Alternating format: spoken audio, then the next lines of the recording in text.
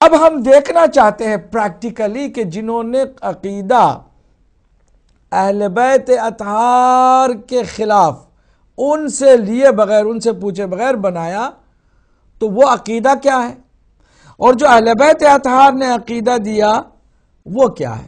اب عقیدے کی پہلی جو سیڑھی ہے اور پہلا جو مرحلہ ہے وہ توحید ہے۔ امت مسلمہ، تمام مسلمان اس پر اتفاق کرتے ہیں کہ عقیدہ توحید جان دین ہے، روح ہے، اسلام ہے۔ توحید کے بغیر تو کچھ بھی نہیں ہے۔ توحید کا عقیدہ نہیں تو اس کا وجود ہی بے معنی و بے مقصد ہے۔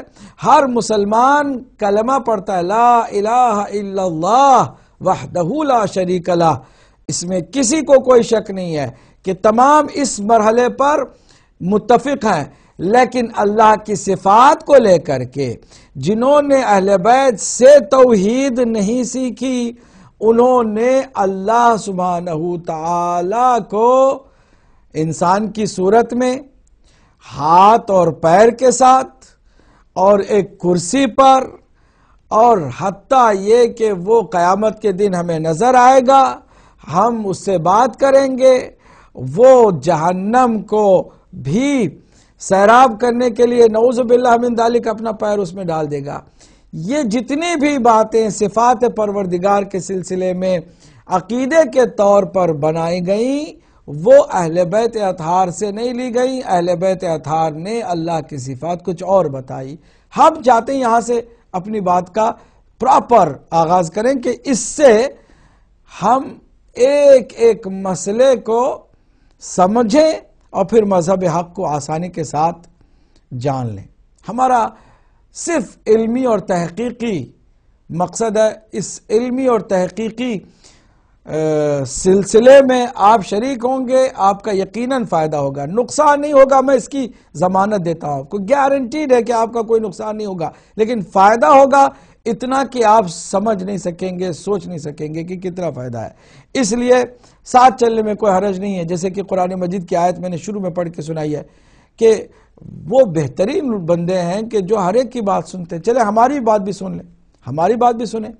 ایک طرف سے 72 فرقوں کا یہ عقیدہ ہے کہ نعوذ باللہ من ذالک اللہ دکھائی دے گا، قیامت کے دن لوگ اللہ کو اس کی ظاہری حالت میں دیکھیں گے، اور اپنی انہی سر کے نیچے جو آنکھ ہے انہی آنکھوں سے دیکھیں گے، یعنی ظاہری دید ہوگی۔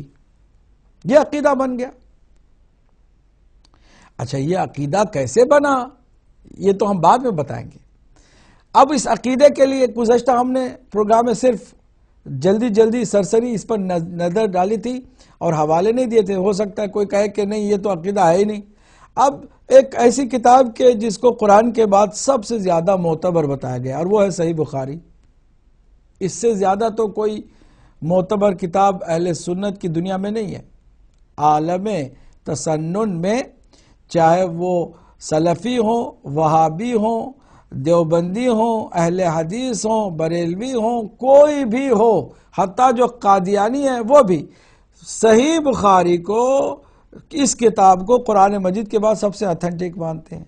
اب جو عقائد ہیں سب کے وہ اسی کتاب کا حوالہ دیتے ہیں، اور یہ کتاب عقائد اور اعمال کا سرچشمہ ہے۔ اب اللہ کی صفات کے سلسلے میں کہ اللہ کی صورت بھی ہے، اور حضرت آدم علیہ السلام کو اللہ نے اپنی صورت پر خلق فرمایا۔